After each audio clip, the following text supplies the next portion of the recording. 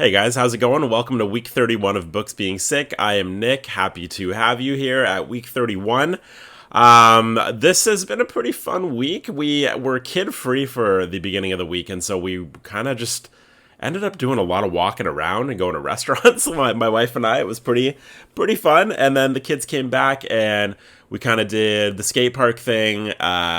Went to there was a festival down the street from us. It's kind of cool where we live because we live next to the biggest park in our city, and so a lot of festivals happen there throughout the year. Throughout the summer anyways, and the big one is Festival of Friends, which happened or is happening right now. Actually, it's Sunday, it's still on today. They had the band War on Friday night and the Village People on Saturday night, and went to both of those. And it was, it's kind of just fun being able to walk down the street, and it's like, oh yeah, okay, there's that. Yeah, it's been a pretty fun week. I have a wedding today, actually, a Sunday wedding. It is a holiday Monday up here in Canada tomorrow. I don't know if that's a worldwide thing or not, but it is for us up here. And so Sunday weddings are very common on long weekends, especially when it's the Monday. So looking forward to that because it's a restaurant wedding, cool couple. I'm pumped. But so got lots of stuff to talk to you about today. A lot of book related stuff. Go figure. All these things here I'm gonna mention quickly and longly. I'm gonna talk about a book I just finished that is. It was really good. I'm going to talk to you about that. My plans for what I'm reading in August. And just a bunch of other things. But what I wanted to do quickly is I think that I have quite a few parents on here. So what I'm going to do here real quick is we're going to do a real quick segment with both of my kids. They're going to share with you their favorite book, and then we'll jump back to me. Ready? So we're going to start with, I don't know who we're going to start with, but we'll see. Ready? 1, 2, 3. Hi, my name's Otis, and I have this Jurassic Park book, what this green thing does is it goes in a page where you read it, and then you can pull the page out where the green thing was, and then you can go back to where you were reading. And my most favorite page of the book is this page because it's a massive tooth from a Spinosaurus. And my favorite dinosaur was the T-Rex. Hi, I'm Van. This is my favorite book. My favorite Ninja Turtle is Michelangelo, and my favorite is the bad guys. And also it says, meet the mutants. All right, thanks, guys. That was great. I love them. Okay, so moving right along here, I am going to talk about. Maybe I'll just talk about my plans for what I'm going to read in August first, because that is easy enough to do. So I think I mentioned this one already. I was actually hoping to have this one done by today because my wife and I are doing a book swap. She's reading Misery. I'm reading Things We Never Got Over by Lucy Score. And I haven't started yet because the book I just finished took me a lot longer to finish than I anticipated. So I'm a little behind, but I will be starting this today and hope to finish it midweek. It's long. I don't know why this is so long. I think this is just pure romance, like, hey, how are ya? Let's make out sort of thing. I could be wrong. Sorry, I shouldn't. But I think that's more or less what's happening here. And it's like 600 pages. So yeah, that's a thing. Gonna start that today. Hope to get that one done as soon as possible. I'm excited to read this, and I know Lindsay is kind of approaching like a quarter of the way through of Misery, and I think she's liking it, so that's exciting. Once we're both finished the books we've assigned for each other, we'll come on here and talk about them for sure. And also, I will probably just redo it because I think this is a fun thing to kind of keep our reading fresh. Did you hear that? That was a big squeak. Man, people, no one knows how to drive. Okay, so also what I'm reading, I was supposed to read Wizard and Glass last month for the Dark Tower read along as part of the book club. Didn't get to it. It's the one book I didn't get to, but what I'm doing this month is reading Wind Through the Keyhole and Wizard and Glass. Luckily, this is the next one, and it's one of the shorter ones in the Dark Tower saga, so I think it's a safe month to kind of double up on those.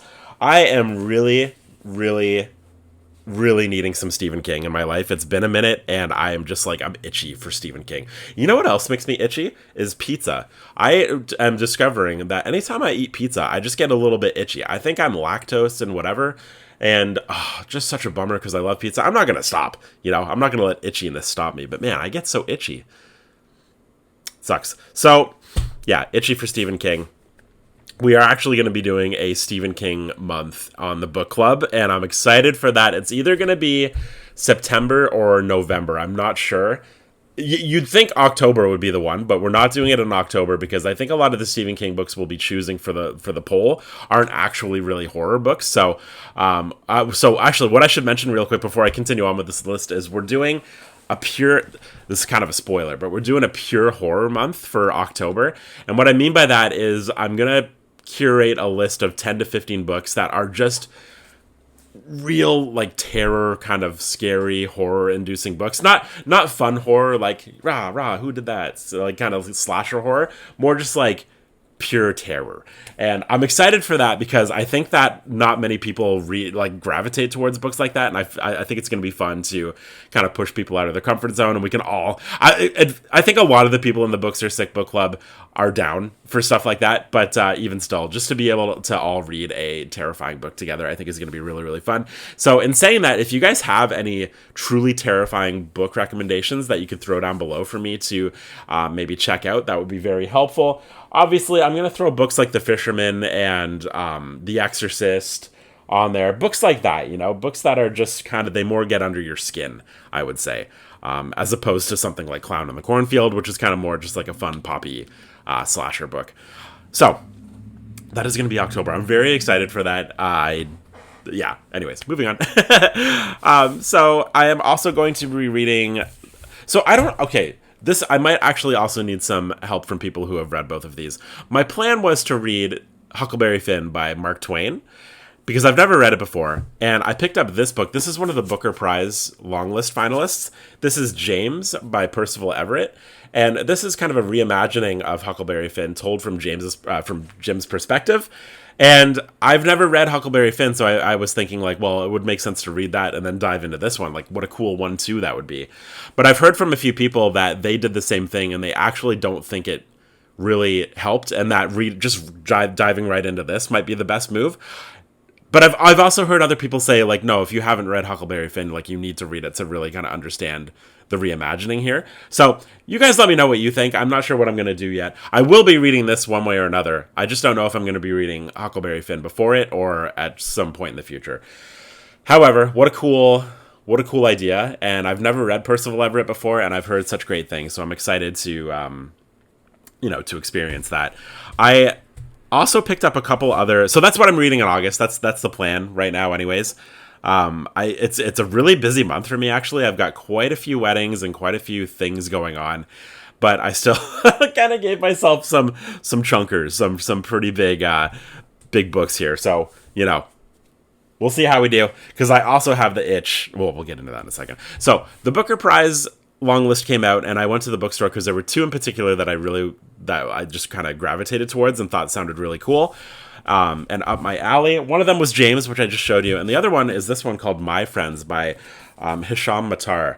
Now, all I really know about this one is it's about a Libyan man who goes to university in Scotland, I want to say it is, and it kind of just deals with being an expat and friendships and trauma and all that sort of stuff. It sounds right up my alley, and I've seen quite a few people in the book space here talk about how much they love this one. People that I kind of trust saying that this is their favorite of the Booker Prize long list, and so pretty excited to check that one out. I'm glad they had a copy. I love this copy.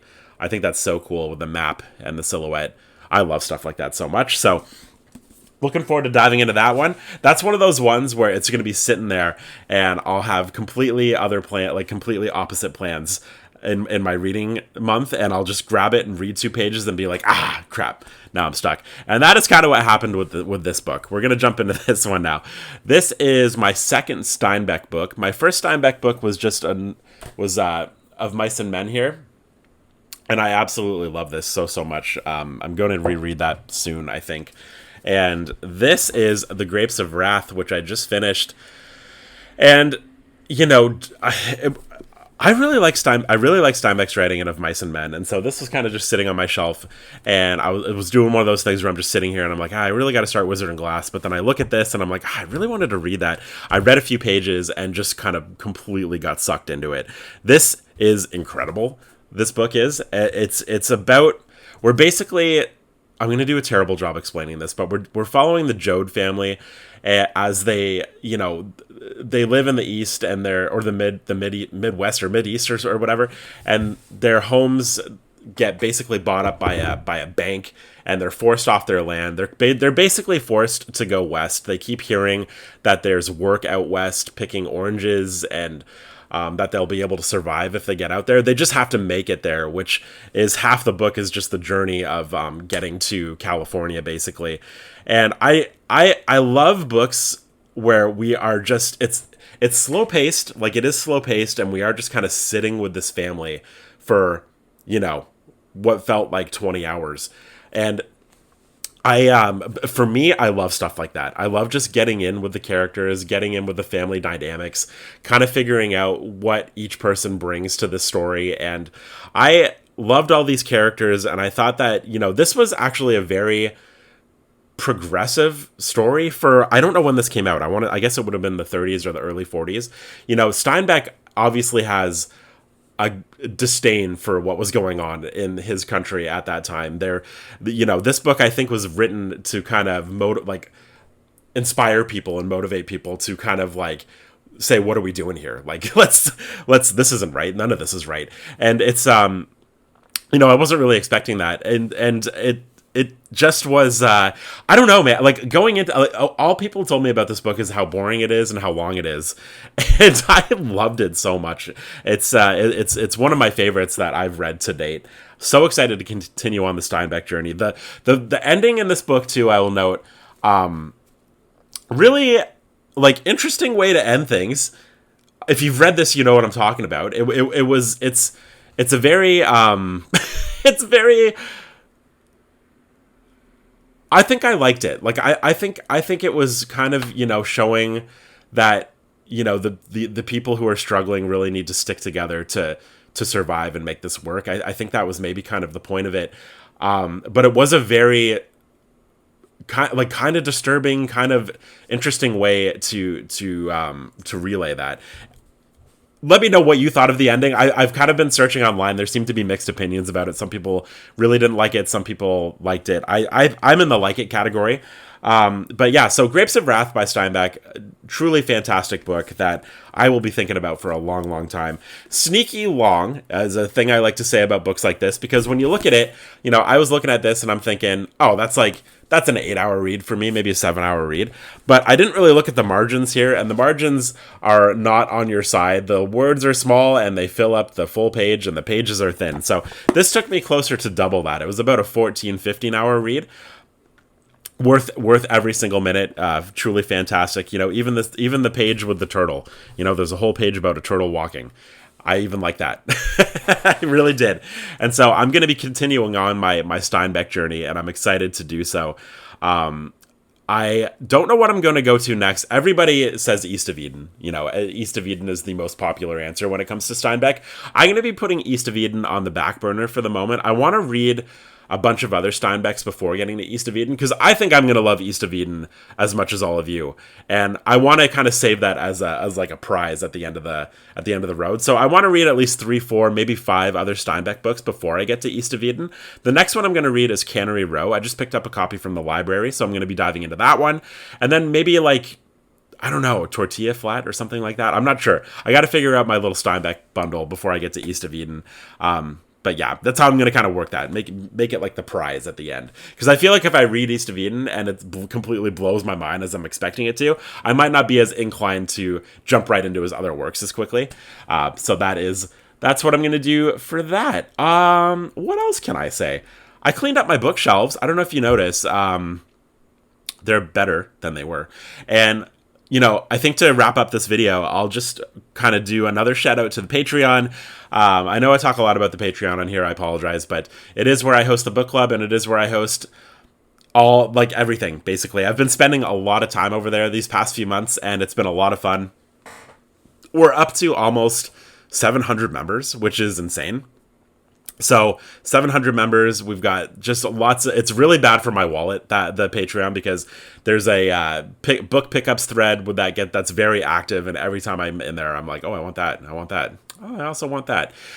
The just finished chat is also good, where people are just reviewing books that they just finished. That's a very active one as well. And it's just a really nice place to be. So if you want to join that, the link is below. No pressure whatsoever.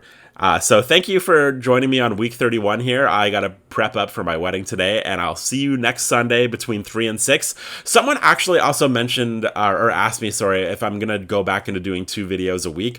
I actually will be doing that. I just have to wait for my wedding season to kind of die down before I can realistically attempt that. So probably by November, November, December, January, February, March, April, May will be like the 2 video a month stretch, and then we'll see for next year. So that we'll be jumping back up into 2 videos, but not quite yet. Anyways, thanks for joining me. Week 31, Books Being Sick. Hope you enjoyed that one, and we'll see you next Sunday. Bye-bye.